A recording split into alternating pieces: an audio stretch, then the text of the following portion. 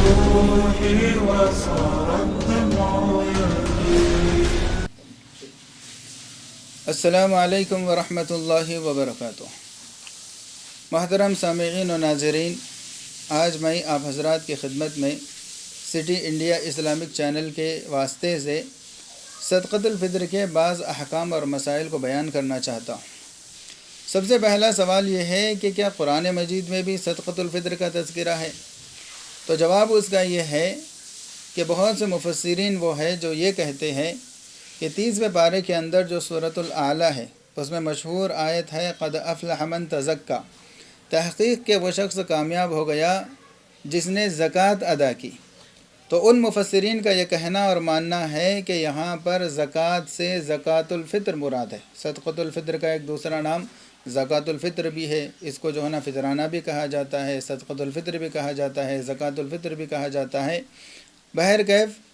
ان مفسرین کا یہ کہنا ہے کہ قرآن پاک کے سورۃ اعلیٰ کے اندر زکوٰۃ الفطر یعنی صدقۃ الفطر کا تذکرہ ہے. اللہ تعالیٰ فرماتے ہیں کہ جو صدقۃ الفطر ادا کیا وہ کامیاب ہو گیا. اب رہی بات احادیث میں، تو بے شمار احادیث کی روایات ہے جس کے اندر نبی کریم صلی اللہ علیہ وسلم سے اس کی جانب توجہ دلائی گئی ہے اور اس کو فرض یا واجب قرار دیا گیا ہے. حضرت ابن عمر رضی اللہ تعالیٰ عنہ کی روایت ہے کہ فرض رسول اللہ صلی اللہ علیہ وسلم زکوٰۃ الفطری، کہ رسول اللہ صلی اللہ علیہ وسلم نے صدقۃ الفطر کو فرض قرار دیا ہے. اور حضرت ابن عمر ہی کی ایک اور روایت ہے جس میں وہ یہ ارشاد فرماتے ہیں کہ نبی کریم صلی اللہ علیہ وسلم نے صدقۃ الفطر کے بارے میں یہ حکم دیا کہ عیدگاہ جانے سے پہلے اس کو ادا کر دیا جائے. ایک اور روایت ہے جو حضرت ابن عباس رضی اللہ تعالیٰ عنہ کی ہے اور اس دور کی ہے جس وقت وہ بصرہ کے گورنر تھے، حاکم تھے، وہاں کے امیر تھے. تو بحیثیت امیر وہ ایک مرتبہ بصرہ کے لوگوں سے خطاب کر رہے تھے، بیان کر رہے تھے رمضان المبارک کے آخری دنوں میں، جبکہ عید الفطر بالکل قریب تھی. تو بیان کرتے ہوئے انہوں نے لوگوں سے یہ کہا کہ دیکھو لوگو، زکوٰۃ الفطر ادا کرو. تو لوگ پریشان ہو گئے کہ بھئی یہ زکوٰۃ الفطر کیا چیز ہے؟ یعنی ہم نے اب تک مال کی زکوٰۃ کا تذکرہ سنا ہے، لیکن یہاں پر حضرت ابن عباس رضی اللہ تعالیٰ عنہ روزوں کی زکوٰۃ کا حکم دے رہے ہیں، یہ روزوں کی زکوٰۃ کیا ہوتی ہے؟ تو یہ کہہ کر لوگ ایک دوسرے کا چہرہ دیکھنے لگے کہ آخر یہ زکوٰۃ الفطر کیا ہے، یہ روزوں کی زکوٰۃ کیا ہوتی ہے. تو حضرت ابن عباس رضی اللہ تعالیٰ عنہ سمجھ گئے، تو اس لیے انہوں نے یہ کہا کہ بھئی یہاں پر مدینہ منورہ کے جو لوگ ہیں وہ لوگ کھڑے ہو جائے، کیونکہ بصرہ کے رہنے والے ہمارے بھائی یہ نہیں جانتے کہ روزوں کی زکوٰۃ کیا ہوتی، لہٰذا آپ لوگ کھڑے ہو جاؤ اور ان لوگوں کو یہ بتاؤ کہ رسول اللہ صلی اللہ علیہ وسلم نے ہر مرد اور عورت پر اور ہر آزاد اور غلام پر 1 سا جو یا 1 سا کھجور یا نصف سا یعنی آدھا سا گیہوں کو بطور صدقۃ الفطر کے فرض قرار دیا ہے. تو یہ 3 روایتیں میں نے آپ کے سامنے رکھی ہے، اور اس کے علاوہ بھی بے شمار روایتیں ہیں جن سے یہ پتہ چلتا ہے کہ رسول اللہ صلی اللہ علیہ وسلم نے صدقۃ الفطر کو مشروع کیا. اور امام اعظم ابو حنیفہ رحمۃ اللہ علیہ کے نزدیک یعنی ہمارے نزدیک صدقۃ الفطر کا ادا کرنا واجب ہے، اور دیگر ائمہ کے نزدیک جو ہے نا واجب سے بھی آگے بڑھ کر فرض وہ لوگ قرار دیتے ہیں. بہرکیف واجب ہو یا فرض ہو، دونوں کا حکم یہی ہے کہ ان دونوں کو کمپلسری ادا کرنا چاہیے. تو یہ بات ہے صدقۃ الفطر کے شرعی حیثیت کی. اب دوسری بات یہ ہے کہ صدقۃ الفطر واجب کس پر ہوتا ہے؟ تو جاننا چاہیے کہ صدقۃ الفطر بھی صاحب نصاب پر ہی واجب ہوتا ہے، اور صاحب نصاب صدقۃ الفطر میں بھی وہی شخص سمجھا جائے گا جس پر زکوٰۃ کے سلسلے میں جس کو صاحب نصاب کہا جاتا ہے. یعنی جو شخص اپنے حاجات ضروریہ یعنی اپنے جو ضروری اخراجات ہیں، اپنے گھریلو جو خرچے ہیں، کھانے پینے کے یا بچوں کے جو بھی خرچے ہیں، اس کے علاوہ اور اس کے قرض وغیرہ کے علاوہ کسی کے پاس زائد اتنا مال ہے جس کی قیمت 52.5 تولہ چاندی کے بقدر ہو. یہ اس سال یعنی 2024 میں جو رمضان ہے، آج کل کے ریٹ کے حساب سے میں نے ایک جویلر شاپ والوں سے معلوم کیا تو وہ حساب کر بتا رہے تھے کہ آج کل کے ریٹ کے حساب سے 39 یا 40 ہزار 39,000 اور 40,000 کے بیچ میں جو ہے نا اس کی قیمت بیٹھتی ہے۔ تو جس کے پاس عید الفطر کے دن 39,000 یا 40,000 روپیے اپنے ضروری اخراجات سے زائد ہے، ایکسٹرا ہے، تو وہ صاحب نصاب سمجھا جائے گا اور اس کے لیے صدقۃ الفطر کا ادا کرنا واجب ہوگا۔ اب دوسرا سوال یہ ہوتا ہے کہ جو گھر میں نابالغ بچے ہوتے ہیں ان کے صدقۃ الفطر کا کیا حکم ہے؟ تو اس کا جواب بھی یہی ہے کہ اس صاحب نصاب شخص پر اپنی جو نابالغ اولاد ہے ان کی جانب سے بھی صدقۃ الفطر کا ادا کرنا واجب ہے۔ ہاں، جو اولاد اس کی بالغ ہے تو پھر یہ دیکھا جائے گا کہ ان بالغ بچوں کے پاس کیا بقدر نصاب مال ہے یا نہیں ہے۔ اگر مال ہے تو پھر ان پر واجب ہوتا ہے، مال نہیں تو واجب نہیں ہوتا۔ اسی طریقے سے بیوی اگر الگ سے صاحب نصاب ہے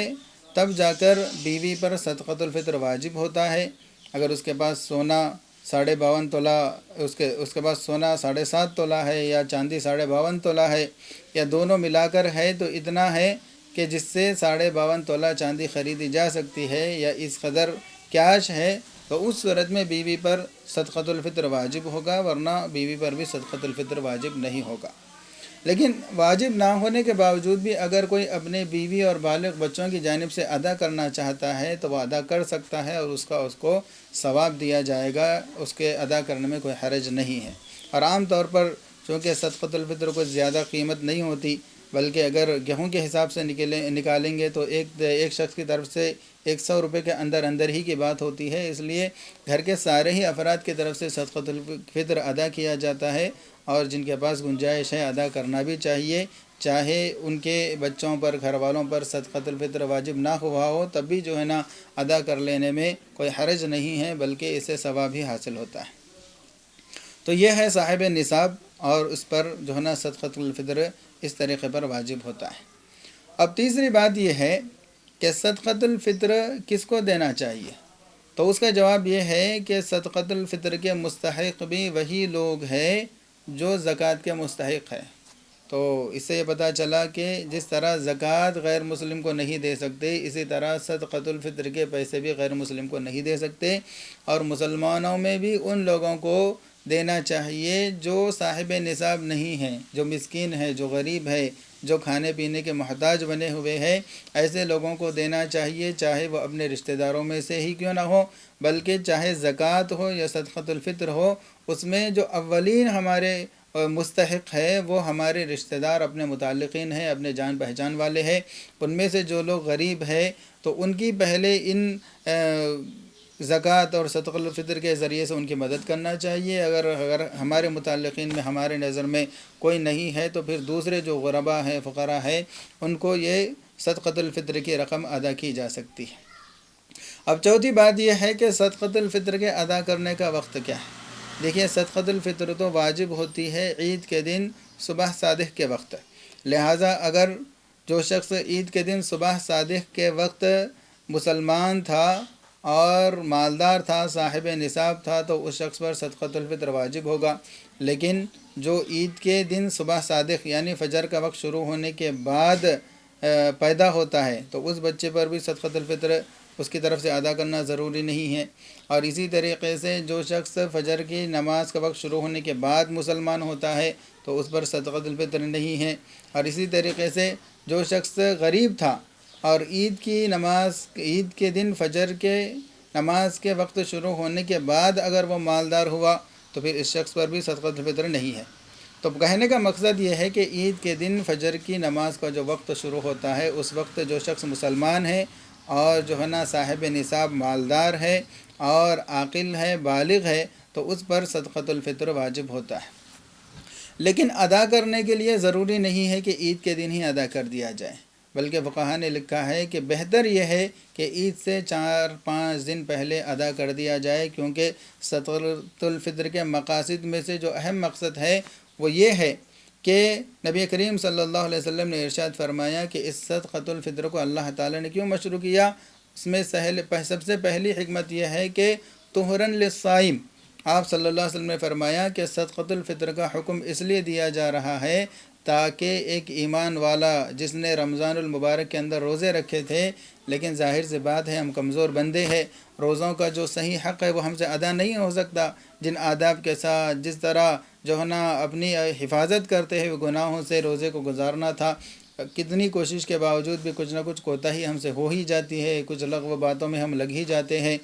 تو روزوں کے اندر جو کمی کوتاہی ہو گئی، جو چھوٹے موٹے گناہ ہو گئے، ان گناہوں کے کفارے کے طور پر اللہ تعالیٰ نے صدقۃ الفطر کو مشروع کیا ہے، واجب کیا ہے۔ اور اسی طریقے سے دوسرے نمبر پر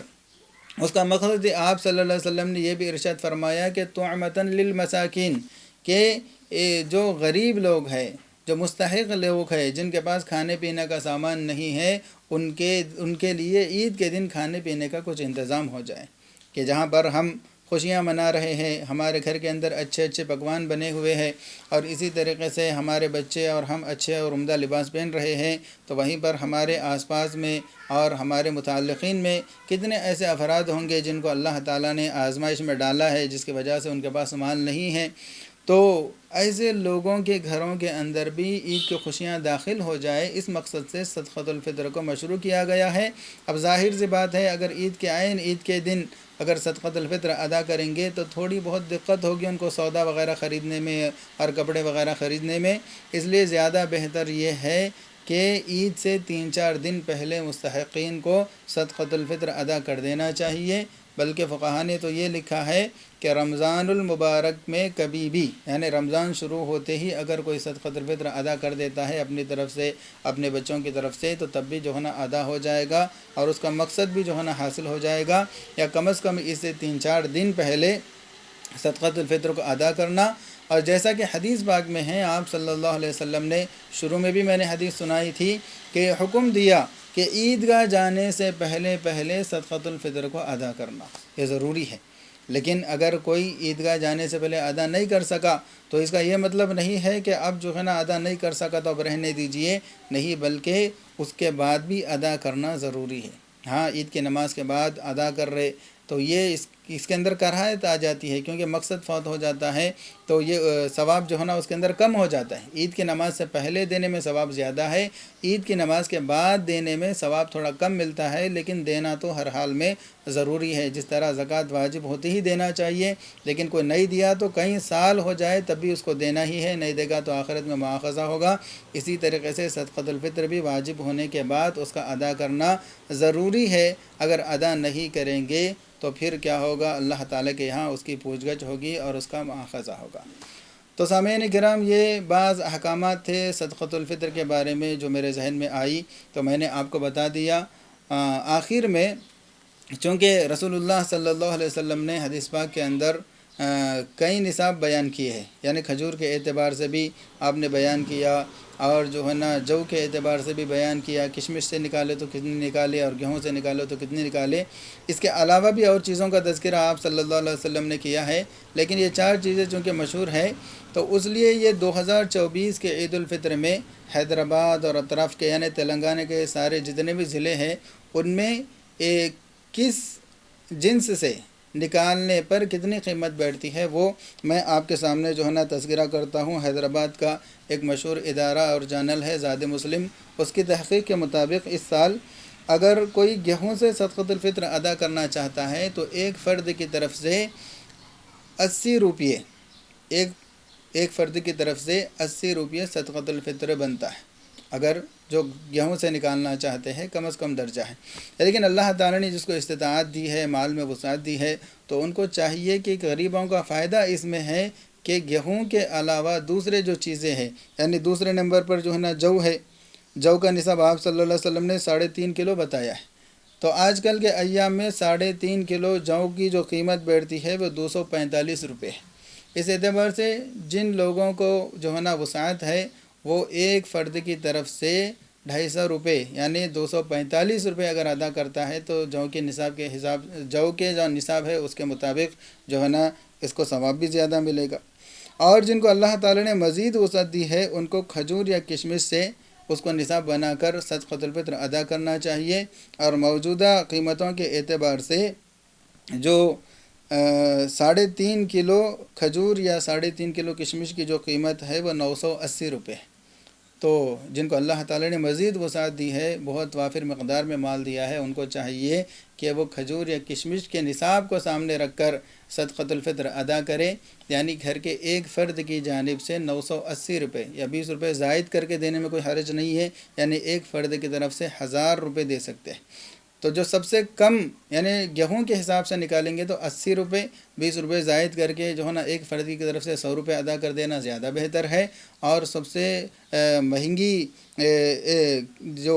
ترتیب ہے وہ کھجور یا کشمش کی، اس کے اعتبار سے 980 ہے. لیکن ایک فرد کی طرف سے اگر 1000 روپے صدقۃ الفطر ادا کرتے ہیں تو اس کے اندر غریبوں کا زیادہ فائدہ ہے. اور جتنا ہم مال خرچ کریں گے اللہ تعالیٰ کے راستے میں، ظاہر سے بات ہے ثواب بھی اتنا ہی زیادہ ملتا ہے. بس اللہ تعالیٰ سے دعا کرتا ہوں کہ اللہ تعالیٰ ہم تمام کے روزوں کو قبول فرمائے، اور اس کے اندر جو کمی کوتاہی ہو گئی اللہ تعالیٰ معاف فرمائے. اللہ تعالیٰ عید کی حقیقی خوشیاں ہم تمام کو نصیب فرمائے، اور سارے عالم اسلام کے مسلمانوں کو اللہ تعالیٰ عید کی خوشی نصیب فرمائے. خاص طور پر فلسطین کے مسلمان جو اللہ تعالیٰ کے گھر کی حفاظت کے خاطر بے گھر ہو گئے اور جو ہے نا بے سہارا ہو گئے، بھوکے پیاسے تڑپ رہے ہیں، بلک رہے ہیں، اللہ تعالیٰ ان کو عید کے بے شمار خوشیوں کے سوغات اللہ تعالیٰ ان کو عطا فرمائے. اور ہم تمام کی ذمہ داری بنتی ہے کہ ہم ان مجاہدین کے لیے دعائیں خیر کریں. میں اپنی جانب سے بھی اور سٹی انڈیا اسلامک چینل کے